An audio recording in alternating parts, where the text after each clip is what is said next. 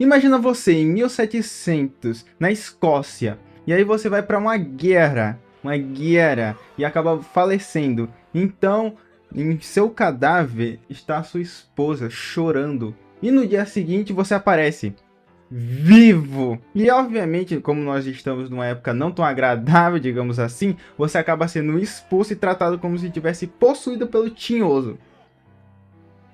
Maravilha. Então você se questiona, como eu ainda estou vivo? E essa premissa inicial é a premissa de um dos maiores clássicos dos anos 80, que é Highlander, o Guerreiro Imortal. Que nome clichê da porra. Mas antes, prazer, meu nome é Matheus, mas pode me chamar de Senhor Limão. E seja bem-vindo ao meu queridíssimo canal. E por favor, deixa o like, se inscreve, faz aquelas coisas do YouTube e bota em hypar. Eu agradeceria muito. Sério mesmo, muito obrigado. Então pegue a sua espada que atravessa a linha do tempo e tome cuidado para não ser decapitado, porque hoje nós vamos para o mundo dos imortais em Highlander.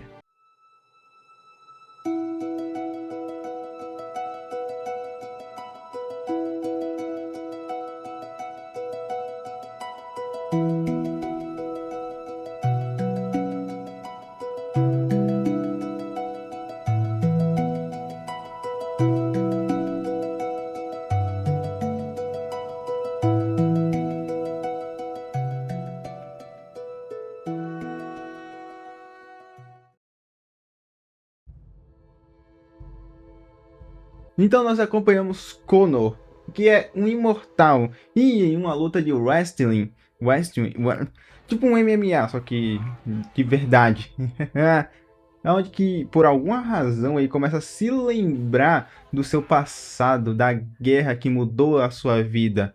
E o filme se separa entre passado e presente, onde que ele fica intercalando esses dois. Só que eu vou focar agora no passado e no presente, para o resumo ficar 1000 vezes melhor, obviamente. Num filme funciona, mas no vídeo em resumo, obviamente não. E depois de ter sido expulso de sua vila, ele consegue uma casa, uma esposa, pô, tava tudo uma maravilha. Só que, obviamente, precisa de algo para empurrar a história. Então, em um cavalo branco aparece o Sean Connery, ou se você quiser chamá-lo de Vila Lobos. Então ele praticamente chega e diz: ei, Zé Priquito, tu é imortal. Então ele explica toda a dinâmica e toda a putaria que está acontecendo e por que ele ainda está vivo, explicando de forma bem simples. Ele era um imortal e existem outros imortais, e esses outros imortais teriam que brigar entre si para apenas um sobreviver até o final para ganhar um prêmio.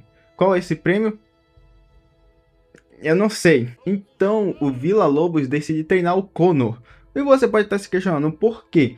Simples, existe um cara, um imortal, que ele é muito cabuloso, ele é literalmente um mal encarnado na Terra. E se por acaso ele ganhar, fudeu tudo, o mundo vai virar um caos praticamente. Então o Vila Lobos precisa de mais poder, precisa de mais gente boa de combate para conseguir matar ele. Então que comece o treino.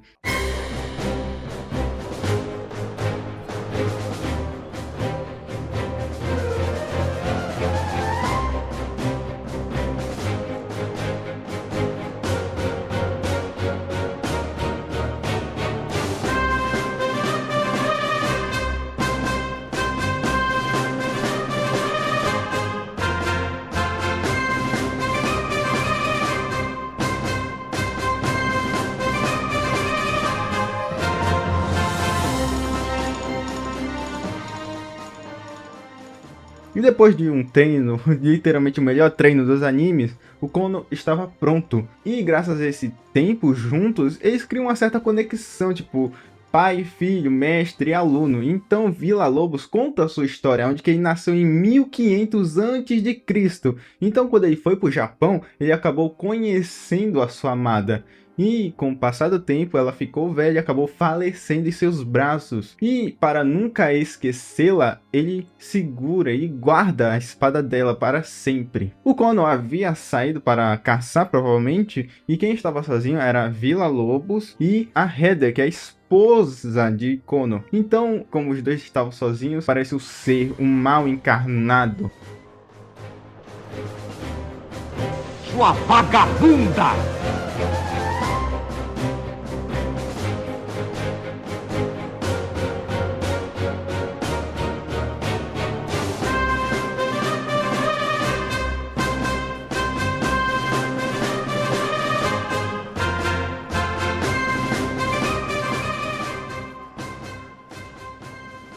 E de joelhos em uma cena completamente duvidosa, no mínimo, eu diria, Villa-Lobos profetiza que Kugan, é muito foda esse nome, que o Kugan irá ser morto por Kono.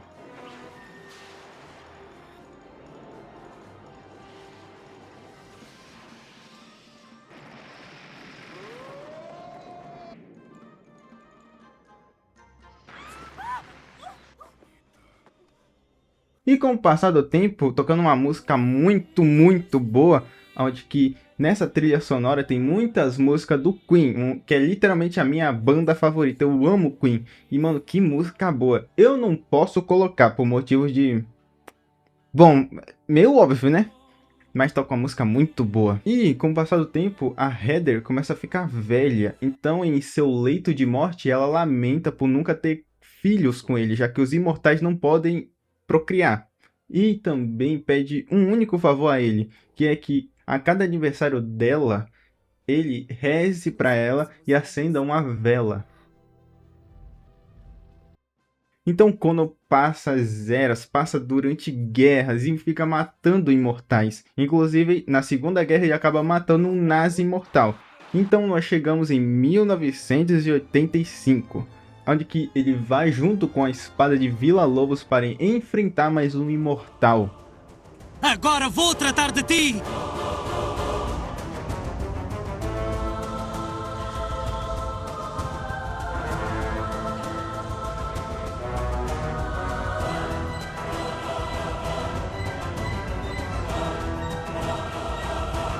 Corte rápido. Faca. É Tramontina.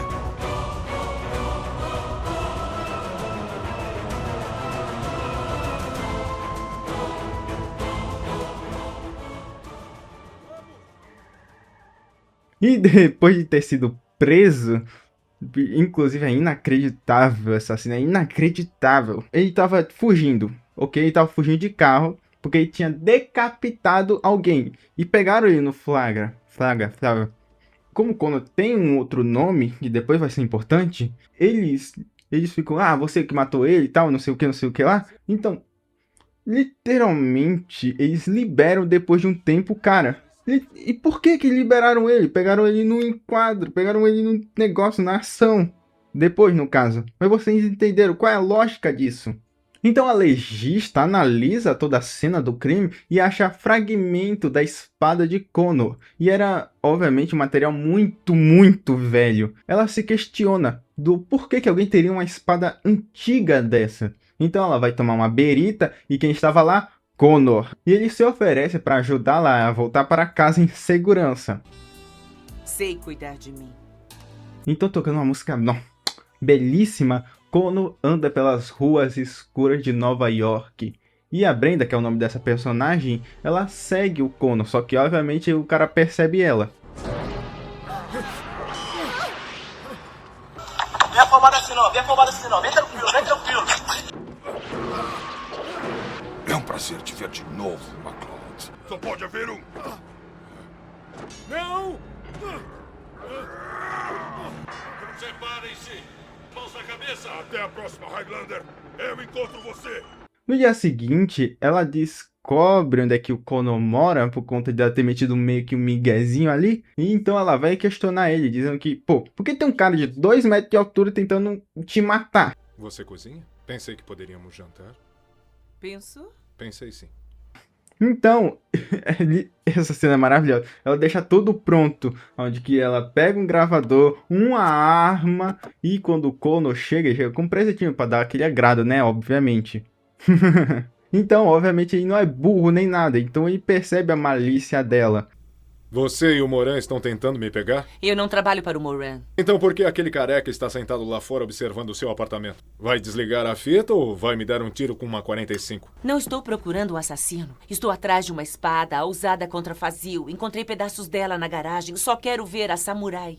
Se eu pudesse verificar a existência de tal arma, seria como descobrir um jato 747 1000 anos antes dos irmãos Wright. Espere um momento, Nash. Eu quero algumas respostas. Não pense em nada a não ser nas coisas que deseja. Inclusive, um detalhe muito legal que eu acabei esquecendo, o visual do Kugan agora, que tá com um visual mais punk, que eu acho muito foda, sério mesmo, esse visual é muito pica. É tipo, e com uma jaqueta de couro, nossa, é um visual maravilhoso, eu adoro esse visual. Estiloso, puro. Então o Conan vai visitar um amigo antigo dele. Então eles começam a se lembrar do passado, onde que, onde que o Conan havia dado em cima de uma mulher casada, de um nobre. E como qualquer personagem legal desse filme, ele tem que morrer, né? Obviamente. Então na igreja, ele estava lá rezando pela Heather. Então Coogan aparece anunciando a morte de seu amigo. E para provocar ainda mais, ele detalha como ele matou Villa-Lobos. Eu lhe arranquei a cabeça e estuprei a mulher dele antes mesmo que o sangue estivesse frio. Ah, eu entendi. O Ramírez mentiu. Era sua mulher. E ela nunca lhe disse. Talvez eu tenha lhe dado o que você nunca pôde dar. E secretamente sua mulher sonhava com o meu retorno. Eu vou vencer. Então a Brenda acaba descobrindo, pesquisando sobre a família do Connor, onde que ele pegava crianças que já haviam morrido, utilizava o nome delas para passar durante dezenas de anos, praticamente 300 anos, sendo uma completa anônimo. Isso é muito imbecil, é uma desculpa muito tosca, já que se uma legista conseguiu fazer isso até que razoavelmente rápido, por que outras pessoas não pegaram ele há muitos anos antes? Tipo, 300 anos ele fazia isso e ninguém pegou ele. Então ela vai lá e questionar ele. E ele fala que ele era um imortal e tal. E pra demonstrar isso, ele literalmente pega uma faca e lempa na barriga.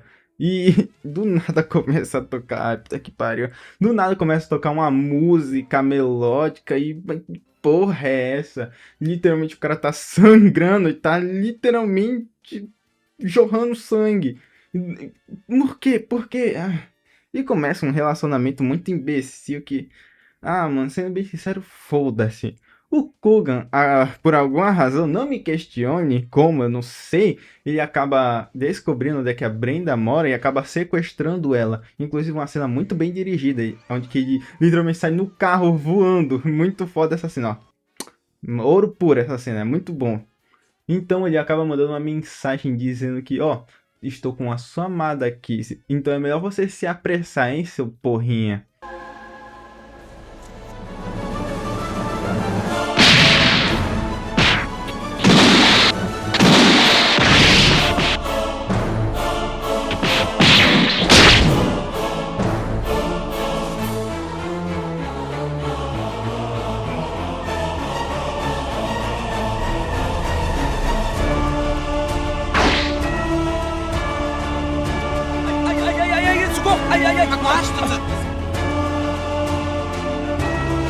Sua vagabunda!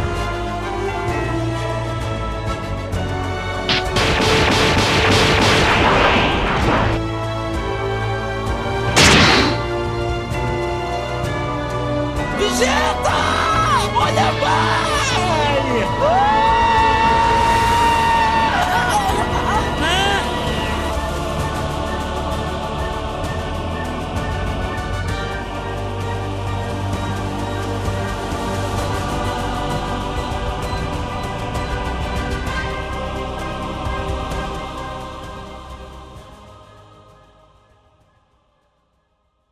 É meio difícil de detalhar o que é o prêmio dos imortais, mas pelo que eu posso interpretar é que é um desejo interno do guerreiro que acabou sobrevivendo, que no caso do Connor seria a mortalidade, onde que ele finalmente poderia ter uma vida, onde que ele poderia morrer, ter filhos, ter descendentes, ter uma família realmente. Algo muito irônico se a gente for parar para pensar aqui, um imortal querendo morrer, querendo viver realmente. Entendeu a ironia? Então, dessa forma bastante bonita até, Highlander se encerra. E esse filme é muito bom, músicas maravilhosas. É um filme tosco, tem muitos erros, inclusive, tem muitas incoerências, tem muitas coisas ruins, que inclusive eu cortei coisa pra caralho, que é muito... muito foda-se, tipo, eu não me importei, tem tanta coisa inútil nesse filme, tipo, os delegados que eu cortei, tipo... As coisas que eu mais gostei desse filme é os cenários, que quando vai pro passado é muito bom. As batalhas que mesmo sendo tosco hoje em dia, eu acho muito legal, sério mesmo. Acho legal, um tosco legal. E as músicas do Cunha Um toque maravilhoso, eu amo Queen. Mas, em geral, o filme é divertido, ele é muito divertido e me divertiu o tempo inteiro, é um filme muito legal.